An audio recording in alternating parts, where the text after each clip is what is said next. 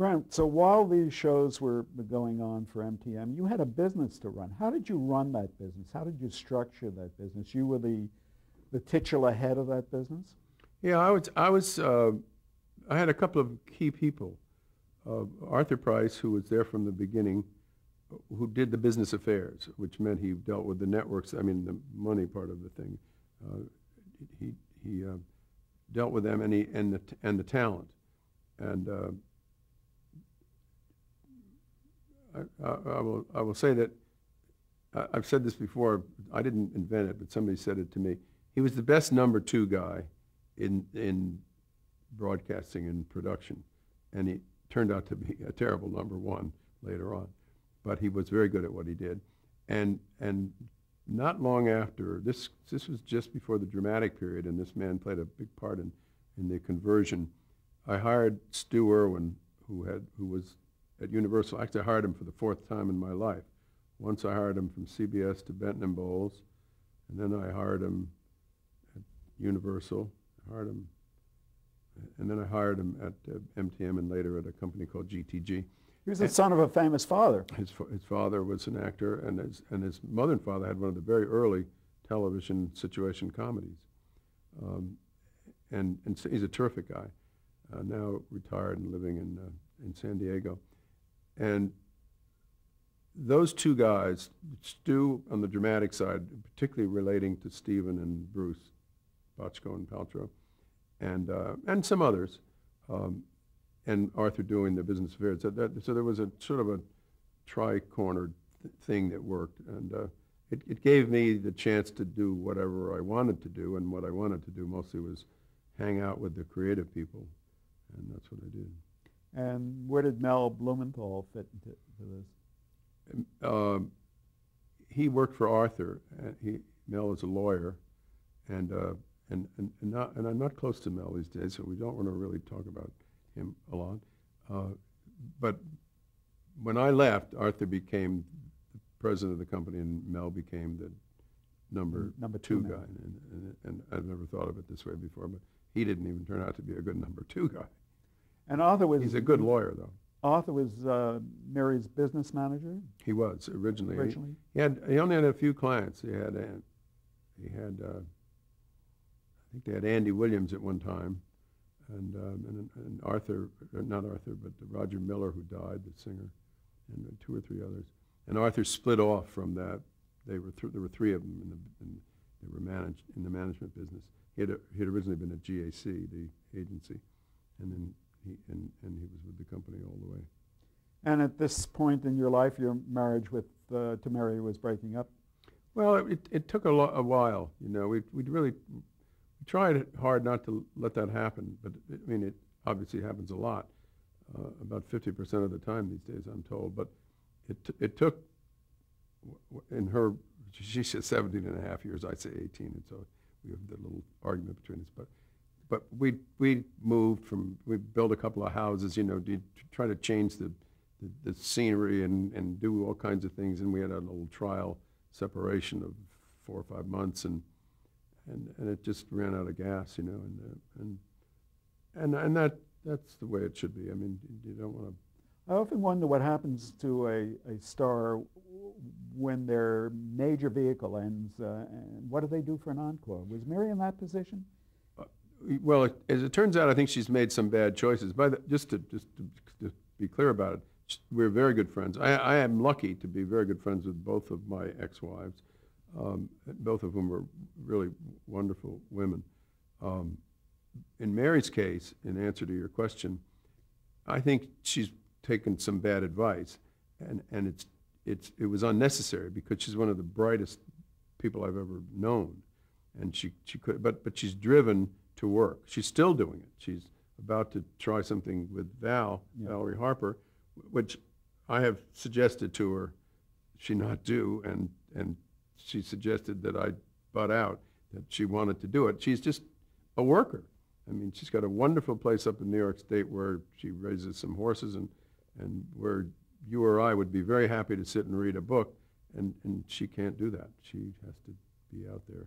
She's also been very active as what did she call, the honorary chairperson or something of the the Diabetes Association, and works at that.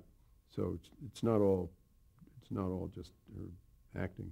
So were you looking at this point to move on, move out of the? No. Oh no, the two were unconnected. We were apart when I took the NBC job, which was in 1981, and I can't remember exactly when I left home, but it was I'll say 1980. It was not long before, but it was the marriage was already over, and that's when I met Thornton Bradshaw, and he asked me to come back and run NBC. But MTM wasn't over. MTM was still going strong. Well, if you want me to say it right out loud, the MTM 11 years of my life were the best years of my life. And I'm talking about work now. That my marriage, part of that, was also very good. And I wish I hadn't done it. As satisfying as it was to accomplish what a number of us accomplished at NBC in the subsequent 5 years, I really wish I had not left MTM. Part of that is financial, for reasons that are boring to everybody else, and part of it was it was closer to the action than the NBC job. The NBC job was a great challenge, and it was very satisfying when we got it done. But if I had to do it over again, I wouldn't do it. Titanic is the name Titanic is very much in the news these days. You basically jumped ship to the Titanic.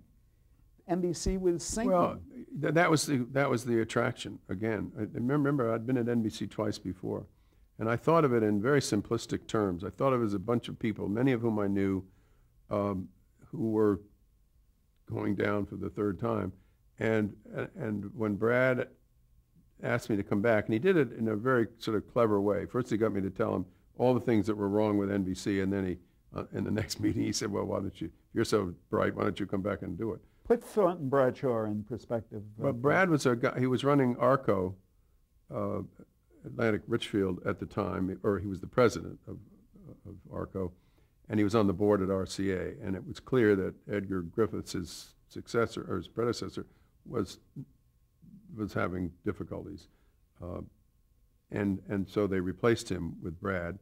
And then Brad came out here, and he knew that Fred Silverman was not. That wasn't working either, so he was looking for someone, which I didn't really know anything about. What happened was a very nice man whom you may have met, a good lawyer named Paul Zifrin, no longer with us, called and asked me if I'd have lunch with Thornton Bradshaw, whom I did not know. He said he's just schlepping around town, wants to learn something about the television business since NBC is an important part of RCA, and so I had lunch with him, and then he called me a few weeks later, and he said, "Gee, that was interesting, and could we do it again?" And I went down, had lunch with him in his office in ARCO, which he was just vacating, and that's when he sprang the trap, and I did it. What is the famous phrase? I did it because it was there, or climbed it. Yeah.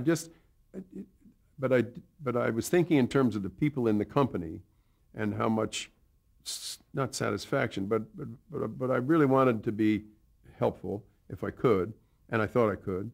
And then, as I said in my book, a few months later, when I was sitting in a board meeting up at RCA one day, I realized that it wasn't the people in the company. I was really, working for the shareholders and all these guys sitting around the table, the directors, and that was about the lowest time at NBC, because we were doing awfully. We were just, everything was failing, and the morale was very low, and yet that's when you probably are your strongest in a way. That's when you really. There's nowhere to go but up. Exactly. But one of the conditions you had was you're going to stay on the West Coast. No, that's what he thought. I thought for a few minutes that he might be right, because when I said to him, "I don't want to leave California," he said, "Well, do it from Burbank." He said, well, just bring the people you need out here.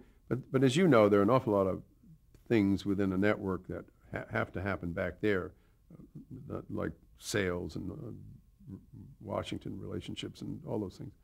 And so the job is really there. I mean, it'd be impossible. I can't imagine doing it from here or doing it well from here, though that's what he suggested. And I then vetoed that, but I did say that I didn't want to move back there right away, which is another stupid thing because I then commuted every week for 5 years or a little more. How did that work, incidentally? You spent your weekends here? Or? I came back Thursday night and spent Friday in Burbank, which was the fun part of my job because that's when Brandon with Tartikoff was there, and so I could hang out with those guys. So Monday through Thursday? Well, it was originally I would go in every Sunday, and then when we really got it going, 2.5 years later, whenever it was, then I would do phone stuff on Monday in the morning and go in on I don't know, it was a 1 o'clock plane, I guess, and be there Tuesday, Wednesday, Thursday. One of the people you inherited when you came into this job with NBC was Brandon Tartikoff. Exactly. Running programming? He was. Fred had just given him the job, but rather wisely, considering Brandon's youth. It was he was 33 years old, I think. I think he was 31, but he was very young and not very experienced, but impressive. Had you known him previously? I'd been over there selling him things. The last thing I remember was selling him St. Elsewhere, which to Bruce Paltrow's disappointment, I called Hill Street in a hospital. I remember he took me to task for that because that was suggesting that it was stealing from Bochco. But he was there then, and then you're right, I inherited him, and I got famous for not firing him because I think that's what you're supposed to do. Yeah, isn't that usually you bring in your own? Yeah, but team? I'm not a very good firer to begin with, and you have instincts about people, and I had a good one about him. Or put another way, as I explained it to him, I didn't know anyone better to go to, so I kept him. Did you know about Brandon's illness? No, not until, well, he had his second bout while we worked together, which I must say he handled just incredibly bravely. Wouldn't take a day off, looked like hell. I don't know if you saw him during that period, but wore that just terrible wig and still kept his sense of humor, though. Yeah, he kept everything. He was just one of the great fighters, and he beat it. And he didn't beat it again later, as you know, but he was a very unusual guy. What was his strength, do you think? He was he had an audacity about, he had some weaknesses and strengths. Weakness was that he was a terrible executive, wouldn't return phone calls, let the wrong people in his office, but he had ideas when he was driving around or he's at home at night or whatever. He would think of things or as I put it when I spoke at his funeral, he returned only a few of his phone calls, but he returned the right ones. He just had an instinct about who might do something good for us, and out of that came a lot of shows. He was a real student of television. He knew it from the inside beginning. out. He was like Silverman in that way. I think that's probably why Fred liked him, because I think Brandon knew when he was 3 that he wanted to be in television. And so you had that to go with. What were your other strengths at NBC that when you came in? What did you see at NBC that you could build with? Well, you don't. You don't see anything. You just know, well, there's this truism, I think, that it is somewhat cyclical, that you are down for a while, and then somebody gets up, and you may be the one, and it sort of passes around. And it's hard. When you're at the bottom, you have nothing to build with. Nobody sees your shows. They don't see your promotion.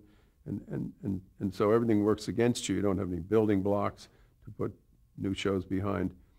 But if you get lucky a couple of times, then it begins to sort of exponentially work.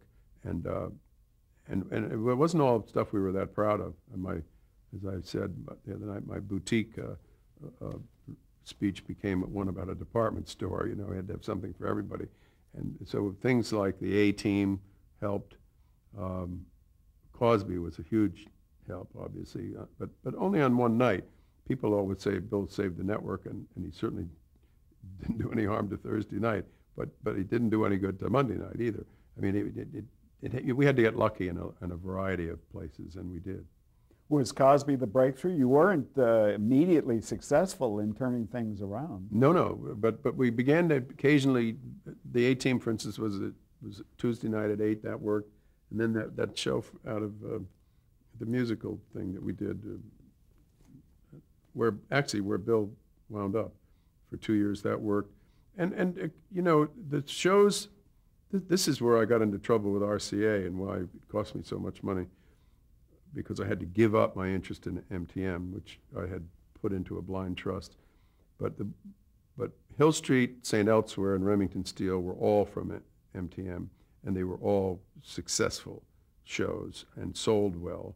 And there were others from other studios as well. So, I mean, sure, Cosby was big, and Cheers was big, and you know, it breeds more success as you go along, and you know, they segue right to your local, your affiliates 11 o'clock news, and then they turn that off, and then when they turn it on in the morning, there's the Today Show, and so it all kind of works as a piece after a while. When I left there, and I don't mean to say this I'm saying this on behalf of a lot of people who did the work, that we were number one. The Today Show was ahead, Brokaw was ahead, Primetime was way ahead. The only area where we were struggling was in daytime. And I must say, I never solved that problem. Wasn't it like 2 years before you began to see some daylight? At least, more like closer to 3. And wasn't there a year, maybe 1983, where you got like a record number of Emmy nominations? And oh, I thought you were going to talk about something negative, which was, I think it was the fall of 93, 83, that we put on 9 new shows, and all of them bombed. And yet it was in mid-season, when we had some good development and replaced those shows, that was actually our takeoff point. Yeah, the Emmys helped a lot with Hill Street, and they somehow, this is happening more and more today than it did then. I'm amazed at how much consumer media coverage there is about television. I mean, you can't pick up the paper and not read about the end of Seinfeld or you know, any number of things that really nobody ever paid any attention to. I mean, when did the New York Times publish the ratings or the top rated shows? Well, ratings was not your favorite subject anyway. I don't think you were ever a fan of ratings. Well, not a slave to ratings, but you can't succeed without some good ones. You had some controversies along the line. You had a controversy with TV Guide. Yeah, I did. That's right. What was that wonderful guy's name? Frank Swerdlow. No, not Frank. The man who really, I think, invented TV Guide as opposed to Merrill Panet. Merrill Panet, and didn't profit by doing so, except that he ran it for a long time. And he published a 2-part article somewhere in the 70s, in which Frank Swerdlow said the whole town ran on cocaine. It was just fueled by drugs. And I was only in television, and so I took great exception to that on behalf of television. I mean, I didn't know anything about movies, and actually today I think I would agree the article was half right. But I knew that I never saw cocaine lying around. I mean, television wasn't particularly into that stuff. I don't know why. People work too hard or something. I mean, we had some of it. Some of our writers late at night would give in to occasional weaknesses, but they were wrong that the whole town ran on it, and so I sent him off a steaming letter, and I forget, did I put it in the net trades? I think I did. And then he chose, instead of answering my letter, he answered me in a letter that he published in the trades, a 1-page thing, and then I topped him with a 2-page answer to that. And it was a kind of fun. And I don't know that he ever forgave me for going so public with it, but I thought that Schwertlow's piece was very irresponsible. What you particularly took objection to, as I recall, because I remember reporting on that, was that there was no sources mentioned. It was all anonymous stuff. Yeah, well, that's frequently the case, as you know better than I. That's true. And yet, when you read about the Don Simpsons of the world and their doctors and their prescriptions and whatnot, there's a certain amount of truth and maybe a lot more than I know. But when I talk to people that I know well in television or did then, they also didn't have many examples. I mean, there were more examples on the 17th floor of the RCA building where Saturday Night Live was done. I mean, I didn't even go to the 17th floor. I didn't want to work my way through that haze that those guys worked in all the time. So Lorne Michaels doesn't even speak to me in the grill because he thinks I didn't care about the show, which actually is sort of true. But mostly I didn't want to have to say no more marijuana up here, or what chief executives are supposed to say. And I remember a time where you went to Harvard University and was on a panel, and somebody in the audience, a guy with a beard, bearded you and said to you, how could you sit there and defend the dreck that you put on NBC? And you then made a very spirited defense of the good things that are on television. You remember that? I sort of vaguely do, because I remember Gary Goldberg, Alan Horn, and Brandon. We were four of us on that panel. But I remember another time when something like that happened to me. One of the few credits I have, and maybe you don't agree it's a credit, is that I fired Howard Stern. Not because he wasn't funny, but because he was disgusting, and I didn't think that NBC should have Howard Stern. And actually the guys who worked for me said, he's going to just go right across the street and kill us. And he hasn't killed him, but he certainly has succeeded. I did him, as it turns out, a big favor. We should explain, he had a late night show on NBC? No, he had a talk show. It wasn't late night. It was when people could hear it. And he was like Imus, but worse. And actually, Imus, I think, is kind of funny. But no, I didn't object to it. In fact, I have a couple of sons who listen to Howard Stern, and they think he's very funny. But I just thought there was an awful lot on it remember, I went to work for NBC in 1949, and so I had a sort of a feeling about the company. And so I told Bob Walsh to get rid of him. That was one of the few times I didn't seek counsel from my colleagues. And Bob was the guy who said, he's going to... We had moved him up from WRC in Washington to WNBC. You're talking radio, of course. Radio. Yeah. And all I said was, you can't have that guy on NBC, so we let him go. He's not forgotten it to this day, and about 2 or 3 times a year he will spend a half hour castigating me for that. But the time that it was really, when he really caught me by surprise was, I think it was whatever Emmy they give you for just not being creative. It's called the Governor's thing, Governor's Award, whatever it is, and then they lead you off backstage, and you're blinded by thousands of lights. You don't know anybody. You can't see any faces out there, but it's a press thing, and so some guy from the back of the room said, after the first couple of questions, he said, "How do you feel about firing Howard Stern now?" And I said, "I feel great about it." Or when I gave him, a typical answer you'd expect. And of course, it turned out to be Howard, and we had a little contretemps in the room, and it was embarrassing because he really won the day by the element of surprise. I was sorry. Later, I had a million things I could have said to him, but I didn't. Well, of course, that was his element. Confrontation is his element. Well, but I mean, the surprise part of it was what bothered me. That if I'd known he was going to be there, I think I could have met him on even terms. You also had a confrontation with Judd Hirsch, as I recall, at the Emmy Awards. Well, he picked on me there, and that was really unfair. You're bringing up things that make me sound like a victim here. I'm trying to show that you're not always nice guy. Well, I was nice because Taxi ABC had canceled, and our Thursday night needed a 9:30 show, which was where Taxi had been, And I thought, maybe we can get another year out of it. We weren't doing very well, remember? So, in effect, we gave Paramount and Judd an extra year, in effect, and all those other people, and by bringing it over to NBC, where it also failed. And it so happened that Judd got the Emmy for his performance that year, and I was sitting like in the fourth row of whatever. Pasadena Civic. Was that where it was? And he got up and he looked right at me and he made this diatribe about, I don't know, it was very personal. I don't think he used my name, but it was clear. He talked about NBC and the people at NBC. And the cowardice of canceling shows or whatever. And that really pissed me off. I mean, because this was totally undeserved. I mean, having given him a whole extra year.